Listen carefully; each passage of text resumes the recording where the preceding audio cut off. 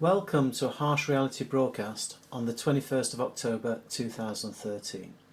The title of this presentation is called When the Music Stops, Grab a Chair. And it seems at the moment the music is continuing, so there's no problems just yet. However, problems are being stored for the future. I've put up the US debt clock and you can see that the US national debt has now passed $17 trillion. And that's because the debt ceiling has been raised, as I thought it would be. And the issue will have to be addressed again on the 7th of February next year. So what they've done basically is kicked the can down the road. They have not faced reality because reality is too painful. So they've gone for the easier option. We'll have a look at some of the other slides. I'll just put the other one up now. The Daily Telegraph, and it says the UK economic growth hits fastest pace since 2010. And it says here, official figures this week are expected to confirm that the recovery gathered speed over the summer as the economy grew at its fastest pace in more than 3 years. As I've said before in my previous presentations, this is not a real recovery. This recovery is based on debt. Here we go. Asian stock markets push higher as rally continues. Australian stock markets hits highest level since 2008 on economic optimism and predictions that the Federal Reserve's stimulus programme won't be slowed down this year. Well, if you've seen my previous presentations, you will note that prior to the Federal Reserve's announcements, I did say that there would be no tapering. Indeed, what I actually said, I actually see an acceleration in quantitative easing. We've got to the stage now where there's no return. If they stopped the quantitative easing now, the economy would collapse. So they're continuing it, and I suspect Janet Yellen, who will be the new Fed chairman, will accelerate quantitative easing.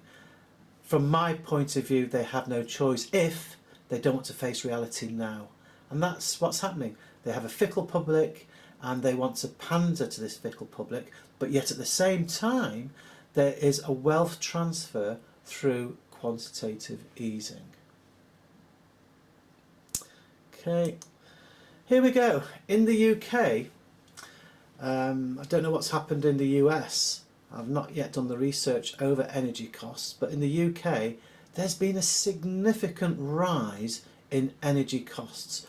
One of the energy companies started and then the others followed suit.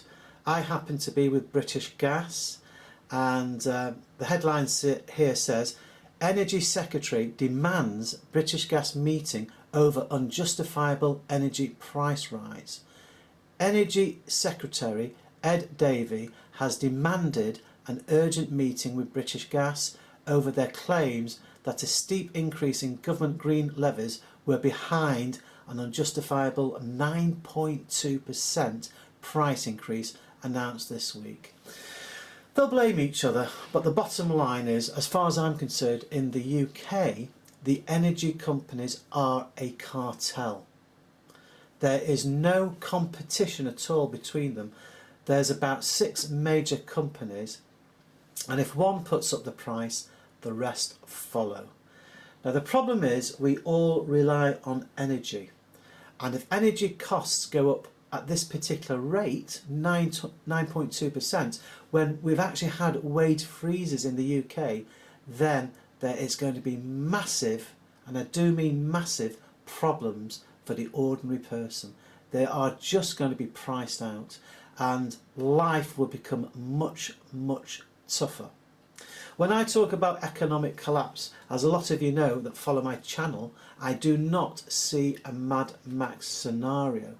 What I do see is a gradual reduction in the standard of our living, and it's going to continue like that, and I also see a more draconian government.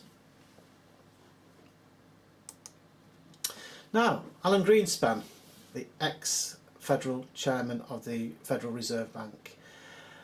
Greenspan fears US government set for more debt stalemate. I totally agree with him, because we've got to a situation now in the US where we are now in panic mode because we're going to have to accelerate quantitative easing. There is absolutely no choice. If you look at the bottom here, Mr. Greenspan confessed to sympathies with the aims of the Tea Party, the Republican faction that fought the government during debt ceiling talks. Now, I happen to believe that the Tea Party were trying to instill some reality in the madhouse. I really do. Now, when I was looking at some comments by the public on the mainstream newspapers, a lot of the public were slating the Tea Party and saying they were trying to ruin the economy. In my opinion, they were trying to instill some reality, because we've had this fantasy for far, far too long. We must face reality now. Yes, it will mean a major depression. There's no getting away from that. But by kicking the can down the road means we're going to have a horrific, catastrophic depression further down the line. And that is the truth of the matter.